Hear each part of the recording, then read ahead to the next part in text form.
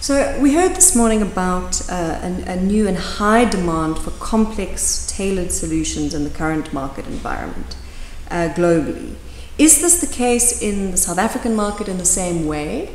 And is this a trend you see playing out across sub-Saharan African market? I would see it first as maybe not so much of a demand, but more of an awareness of risks. As he said earlier, the global landscape has changed, so risk has changed, which means that insurance companies are coming up with more innovative products. Is it that clients always need these products? Are we always asking clients if that's the products that they need? What we found at Allianz, we've come up with the same type of products globally. We also found that convincing a client to purchase a new product that they haven't bought before has been a challenge, and in that case we count on brokers and reinsurance brokers in addition to ourselves to make clients aware of the risk that they're running by maybe purchasing or not purchasing these. But I think it's been less relevant in Africa. We're seeing more and more here. Cyber risk, for example, is starting to develop quite nicely in South Africa.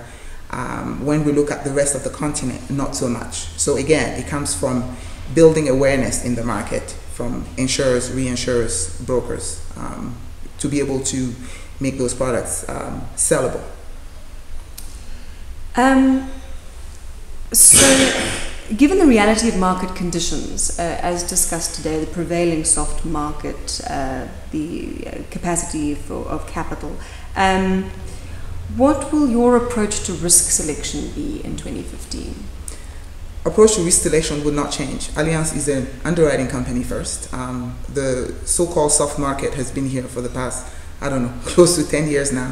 So I think this is probably the reality and the current market conditions. As far as changing our risk selection, that does not affect us at all. As I said, we are an underwriting company first. We bring out engineering knowledge, we bring out our financial rating. All that comes with astute business sense. So the market environment will not change. What we're hoping, our underwriting selection will not change. But what we're hoping for is that clients understand a bit more that this is the time to associate yourself with an insurer that will be there in the long run, whether it's a soft market condition, hard market condition. This also means that when we get out of what we're calling soft market now, that our risk pattern, our risk selection will not change. So there's no surprises when we get into a different market. So we saw the release of the latest World Economic Forum Global Risks Report just recently. And for the first time in the history of the report, geopolitics has overshadowed economic or fiscal risks. And the sense is that for Africa in particular, this is going to be a significant trend in the coming decade. How ready are global corporations to deal with this shift? And do you see a particular impact for the insurance industry in Africa particularly? Again, I might be, just for sake of being a bit controversial, I think global corporations, most of them have seen this before the World Economic Forum. This is not new to us. When we think of Katrina, that was how long ago? When we think of the World Trade Center, that was a long time ago. So that shift had already happened in our mindset when we look at global corporation or where we look at global insurance companies. A lot of the losses that we've had to deal with in the past maybe 10 years has been natural catastrophes, some of our biggest losses. They've been, terror attack situation.